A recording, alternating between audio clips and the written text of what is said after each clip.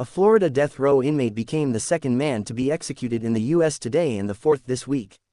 Edward Thomas James, 63, was executed by lethal injection on Thursday for the brutal 1993 murders of 58-year-old Elizabeth Betty Dick and her 8-year-old granddaughter, Toni Neuner, who was raped. James died roughly 9 hours after Wendell Arden Grissom's execution in Oklahoma for a home invasion murder. It also comes 2 days after Louisiana executed Jesse Hoffman by nitrogen gas on Tuesday and a day after Arizona put Aaron Gunches to death by lethal injection on Wednesday.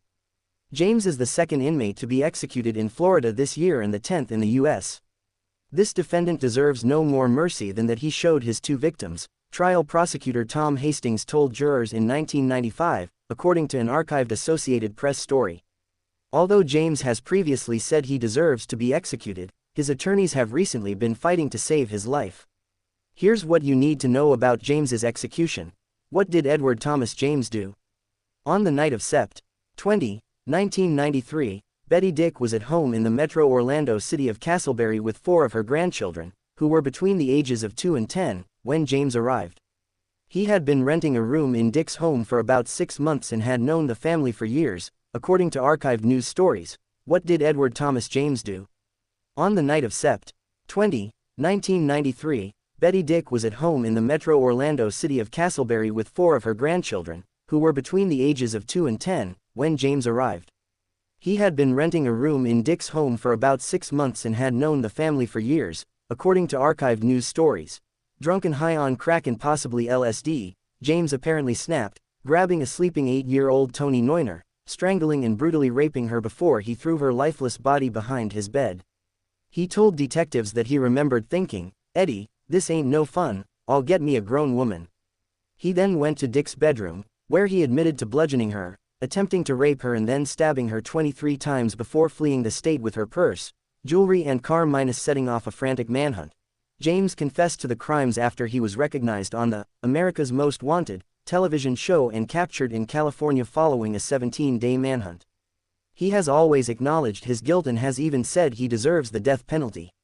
"I don't want to die, but I do believe it's the proper penalty for what I committed," he said in court in 2003, according to an archived story in the Orlando Sentinel newspaper. "From now until the time they execute me, I'm just going to exist, come as close to peace with what I did. I feel in my heart that I'm doing the right thing." Who were Betty Dick and Toni Neuner?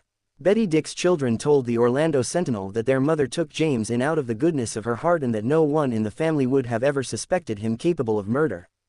That was just who Dick was, a loving grandmother always looking out for others, they said, adding that it was a struggle for her other grandchildren to understand what happened to her and Toni, described by her aunt as an outgoing girl who was inseparable from her older sister Wendy, who was in the home the night of the murders and tried to intervene before James tied her up.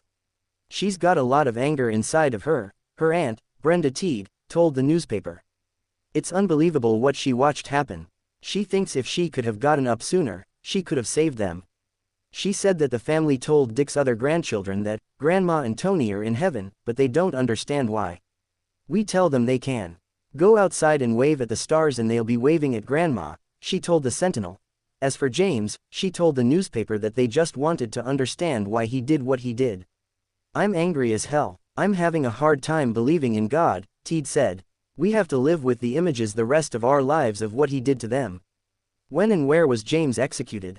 James was executed just after 8 p.m. ET at the Florida State Prison in Rayford, about 40 miles west of Jacksonville. There was a roughly 2-hour delay in the execution, which prison officials didn't immediately explain. What did James's attorneys argue to try to save him? James's attorneys have been arguing that he wasn't fit for execution because he experienced significant cognitive decline in recent years, to the point that he couldn't remember simple words and lost track of conversations.